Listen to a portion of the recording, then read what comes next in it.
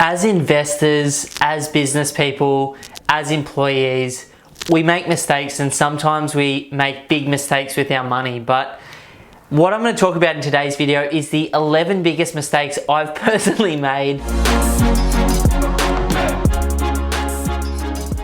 I've made some absolute doozies. I'm probably talking about at least $2, if not $3 million worth of mistakes I've personally made that I'm going to share in this video today. So I'm going to look at the 11 biggest mistakes that I've made. I'm just going to put all my cards on the table and show you all of the dumb shit that I've done over the last 9 to 10 years as an investor, as a business person, and put a dollar figure on it in terms of what it's actually cost me. At the end of this video, I'll show you the total dollar figure here so that you can realize what these mistakes have cost me and hopefully avoid them yourself in the future.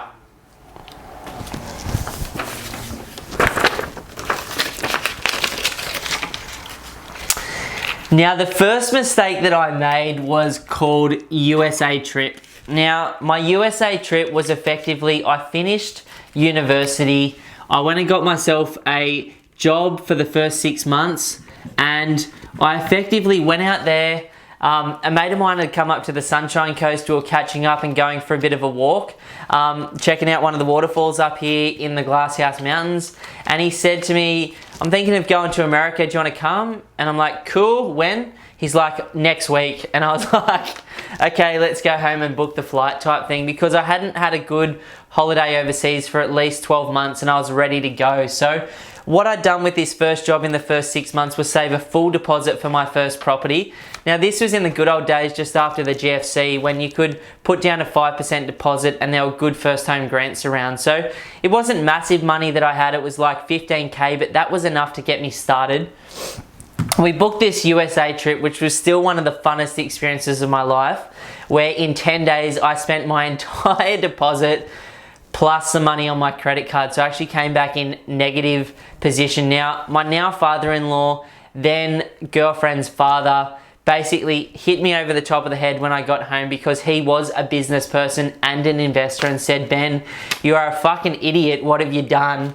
I said, "I've just had the best time of my life. I'm going to go back and save my deposit." So 6 months later or 8 months later, I had another deposit and I was ready to go again. But I think in terms of the dollar value there, it was about 15K that we're looking at. So nice little expense, nice little money mistake, but I don't regret any of these things, because the way I see it is all of these things are learning. Now, the second mistake that I made was a property that I bought in a place called Cuyahoga, which anybody that knows Cuyahoga knows that it's not the best place in the world to invest in property. In fact, it's probably one of the worst. So Cuyahoga is a town in northern New South Wales in the middle of nowhere, where there's not a huge number of sales each year. But I got this red hot tip off this bloke that I really trusted. Now, Cuyahoga was probably my 5th property, maybe even my 6th investment property. For some reason, I didn't do my regular due diligence, and I got caught away because I trusted this guy, and I thought, you know what? I'm going to make short-term money. He said there was an easy $100,000 profit after costs. All you do is you buy the land, you build with me, and then we flip the property and you make your easy money. So that was not a $100,000 lesson. That was a $35,000 lesson, where I went and effectively bought the property, built the property, and realized almost as soon as it was too late to get out that I'd made a huge mistake. And I ended up taking, in a 8-month period when I was only earning $80,000 a year, a $35,000 after-tax bath. So I effectively worked for 6 months that year for free, but I have never made a mistake like that again in property, and that made me really get my shit together. That was about 6 years ago now, 5 years ago, around property investing, and to learn about the history and to learn about how to do it a lot better. Now, the third mistake that I made was last year. This was a property that I owned in the central coast of New South Wales called San Remo. It was effectively a house. Now, I bought the house for $213,000 in 2011 and I sold it last year for $550,000. So it was a positive story from a cash perspective, but what you don't know about this story, and for anyone that's seen the on property video, Ben's horror story, this is the one I'm talking about. I effectively get my call last year from my property manager going, Ben, don't stress out, is how she started. I'm at your property right now and your house is on fire. And then I said, what the hell are you talking about? And she said, your house is on fire. I've got it under control. I'll call you back. 2 hours later, I get a call from her finding out that my tenants have burnt down my granny flat, and this is a $95,000 lesson. Now, thank God I had insurance on my property, but it took me about 6 months to get everything sorted and the place renovated, because it wasn't just that these tenants had randomly burnt down the property. I later found out after the police report that there was what looks like an ice factory, or like, I don't even know what it is, like an ice cook or something like that, who had been operating out of my granny flat. The lady who was renting the property was subleasing it, and the cops have rocked up to the property and effectively the granny flat is miraculously caught on fire. Now, the police report could never determine the cause, but it was pretty clear for everyone to see. They just couldn't put it on file because the place had burnt down. Over the course of that 6 months, because everyone in the area except me and my property manager knew that this was happening there, the house got broken into 5 times. People drove stolen cars through the house. Ice addicts went into the house seeing if anything was left, as did other dealers, and trashed the place. So it was an expensive lesson. Ended up paying $95,000 worth of renovations just to get the joint fixed. Now, the fourth lesson that I learned, you can see the trend here. I've lost a lot of money from property. I've also made good money from property too, but there's hard lessons to be learned for people that want to do stuff. And that was selling my unit in Sydney too early. I had started to invest in property. I had this beautiful property in a great location, close to Westfield, close to the beach, with city views, with water views, epic location, close to the train, that I bought for $360,000 that would now be worth $900,000 sort of 10 years or 9 years later type thing. So what I learned from selling that property is selling too early at the wrong time in the wrong market can be absolutely deadly. And like I said there, I probably learned a $600,000 lesson right there just by selling that property at the wrong time too early, because I wanted to go out and buy some different type of stuff. Now, I've made some huge lessons, as I said, from doing this stuff, and I just wanted to quantify it so that you can kind of see the magnitude of what I'm talking about here. The next property that I sold too early was a house of mine that I was living in on the Sunshine Coast. Now, I bought this house for $310,000. It was a kilometre walk to the beach in a great little area. That property now, if I had have kept that property, would be worth at least $550,000 minus $310. Probably puts me in a position where, again, on this property, by selling it too early, I took a $240,000 bath. Now, huge lessons around selling too early or selling at the wrong time. I have bought and sold, or bought and held and sold 11 properties over the last 9 years personally. I don't own anywhere near that number of properties now because I don't believe in taking on the risk and the debt that I was taking on at that time, but each of these decisions that I've made have a consequence, and these are the financial consequences of those options. Now, the sixth thing that I learned was listening to my bank manager. Now, obviously we all need to take advice from anybody with a grain of salt, but back in the old days when I was just getting started, I put more weight on people's advice that actually didn't know what the fuck they were talking about. Now, this bank manager was not an investor themselves, and I went to them asking for money after I found an amazing off-market opportunity on the Sunshine Coast, walking distance to the beach in this incredible suburb on the south side called Moffat Beach. Anyone that knows Moffat Beach knows that the average price is $800K for a knockdown and probably like $1.2 to $1.5 million for a beautiful home these days. I was able to find this property in Moffat Beach for $310,000 for this massive 700 square meter block walking distance to the beach. That same piece of land would now be worth at least $800,000. So without doing anything to it, it would be worth $800K, which means I've probably lost by just missing out on that deal due to the advice of my bank manager who said I couldn't borrow it at that time, $490,000 over the last 5 years. Now, that was a huge lesson for me. That was the last time I ever worked with a bank manager. I went and found an amazing mortgage broker after that owns over 40 investment properties outright. So the type of guy that could be with you for life and you'd never even get close to how far he's personally gone. But that was a huge mistake, and having the wrong team of advisors has cost me huge amounts of opportunity, huge amounts of time, and huge financial things just by getting the wrong advice from the wrong people at the wrong time.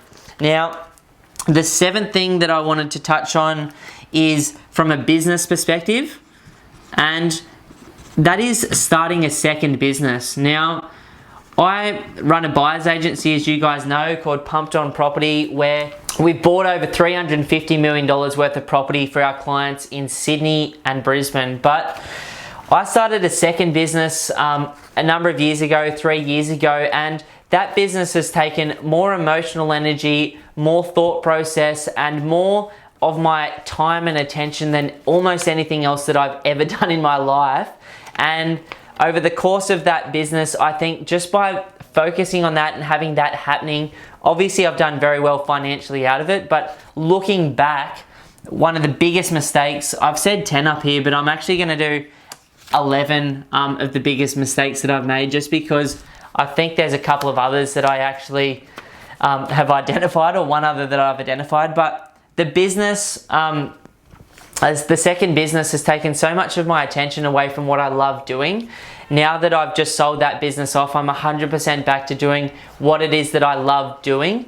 And it is just, you know, I think the reality, like without any joke here, it's probably cost me like literally over $1 million of lost opportunity by focusing on my second business as opposed to focusing on my first business in the last 2 years alone. So huge lesson for me. You know, a lot of the big boys out there go out there and they do this and they do that and they have all this stuff happening. But what I've realized going full circle is I just want to do great work. In my current business, we've decided we're only taking on 5 new clients a month now to help people buy property, and it's just been a huge lesson to go full circle around that and to realize that less is more, that helping people get the best possible outcome is what I really want to be doing, and I don't want my time and attention wasted on things that I can't see myself doing for anything less than the next 15 years, and that taking my time away from what I love doing just to make some more money. Now, I know that's a big number, $1 million, but that's the reality of what it's cost me over the last couple of years in terms of my mindset being over there versus being in my current business. Now, just laughing about this next one because I just have this laughing joke that 99% of accountants are absolutely shithouse, as is 90% of financial planners and basically every people in the property industry in general. So my thought process around this, without being an asshole about it, is most people just don't know their stuff. They don't know their history. They have no idea what's really going on. They certainly haven't done anything in their own lives to warrant you know, me actually taking their advice. It's kind of like walking into a gym and, you know, you've got 5 personal trainers sitting in there that look exactly the way that you want to look, and then you've got, you know, a really overweight trainer sitting there that doesn't look anything like you want to look, and you choose to work with that one. I feel like that is the way that most people choose their accountants, because good people don't really share the great accountants around. They keep them for themselves, and so we get the overweight accountant that doesn't really know what the fuck they're doing. So listening to my accountant and having poor accountants. Now, I've had 4 accountants in the last 10 years. I've got a good one now, but even in the last year alone, I went and got a second opinion from a completely separate accountancy practice, and that was on my final end of year figures, and within 2 hours they found a way for me to save $24,000 on top of what my current accountant had told me to do. Now, 24K doesn't seem like a huge amount compared to some of this other stuff, but imagine in 2 hours someone was able to save you $24,000 of money that you were going to pay the tax department that you would never see again in your life. So listening to your accountant is a biggie. I'm still with my current accountant because he is good, but what I've realized is that you need to manage your team of advisors. You need to get an understanding of this stuff so that you can really look after them in the right way and get the right result. Now, the next one that I wanted to talk about is listening to people who are not financially free. Like you wouldn't go choose a personal trainer that didn't either move or look or live the way that you want to live, or choosing a partner that isn't in line with your value system as your long-term relationship. Why would you listen to people that aren't financially in the position that you want to be in the future? But so many of us have junior accountants looking after our books. So many of us have bank managers looking after our stuff because there's loyalty there until there's not. So many of us listen to people who are not financially free, that aren't in the position that you want to be in the future. And I just think that is absolutely deadly. Now, I don't want to go into that one too much because I just don't want to rant too much either, but I've listened to a lot of people, members of my family, friends, advisors who weren't financially free, people that I've met at events, during education, clients that aren't financially free, and at some stages of my journey I've taken on board what they've said, and I've either got scared and done nothing, or I've gone and done the wrong thing. And I think, I don't want to put a dollar figure on this one because it would be scary to me to see how much I've lost by listening to people that don't know what they're talking about, but that would be bigger than anything else there by far. Now, the 10th thing that I've done recently is I've looked at the costs in my life for the first time in a long time, the first time in a meaningful way in the last 3 years, and what I've been able to do is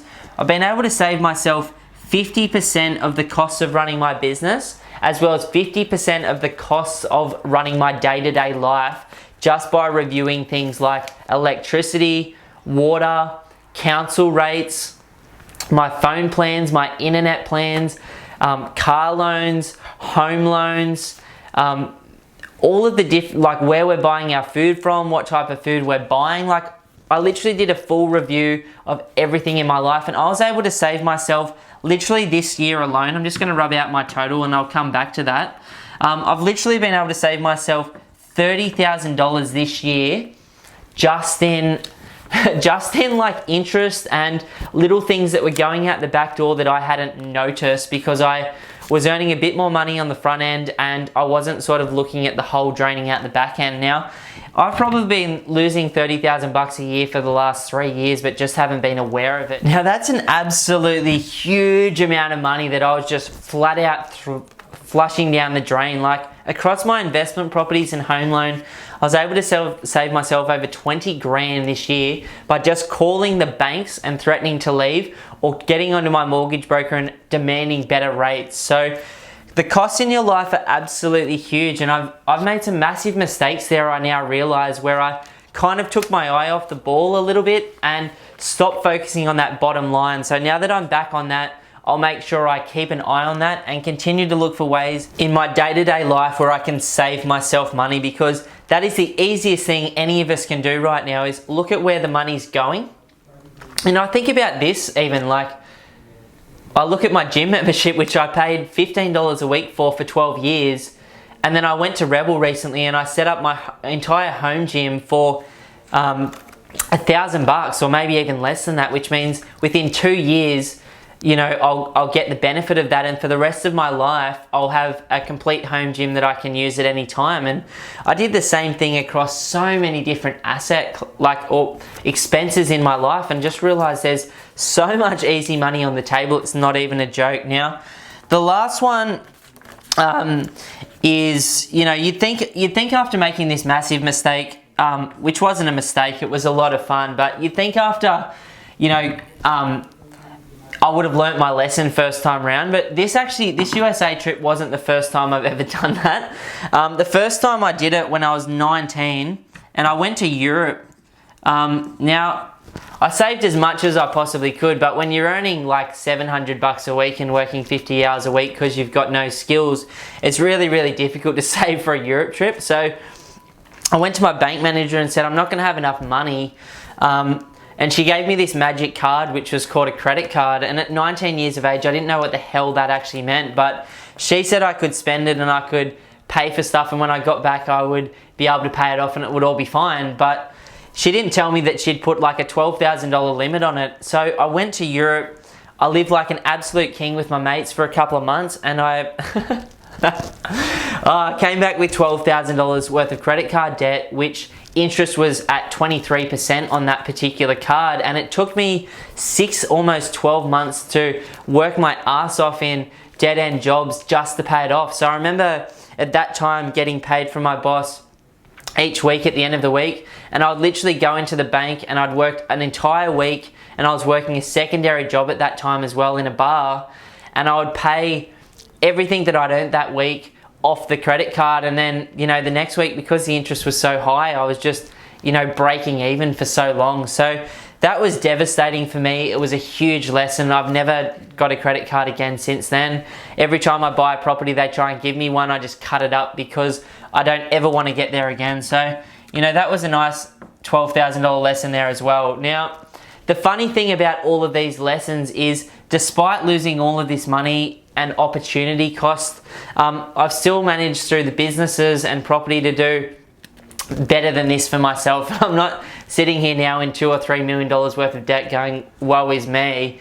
The thing about taking lots of action in businesses and with property is that, shit happens. Sometimes you make mistakes. Sometimes you make very expensive mistakes. Now, if you look at these actual numbers, only a few of them involve my actual cash. Most of it's opportunity cost. But if we look at the total opportunity cost of everything versus like what I've spent, it might just take me a minute to do this calculation.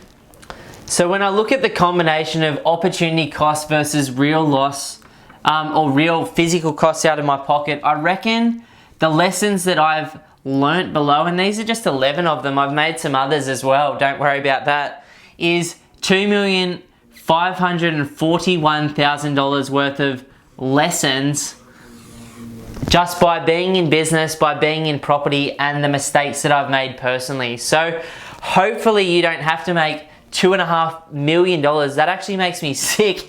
Now that I look at it, like, I cannot believe the opportunity cost of the things that I've done. And this is only half the story here, guys. Don't worry about that. But it's a huge amount of money that I've left on the table, or that I've cost myself over a 10-year period. And any investor that's done a lot of activity, or any business person that's been involved in business, understands those types of numbers and understands that the opportunity cost and the time trade is what is most important. But I hope you can learn from the 11 biggest mistakes that I've made personally and not go out and make them yourself. Now, you can see there's a bit of a commonality here.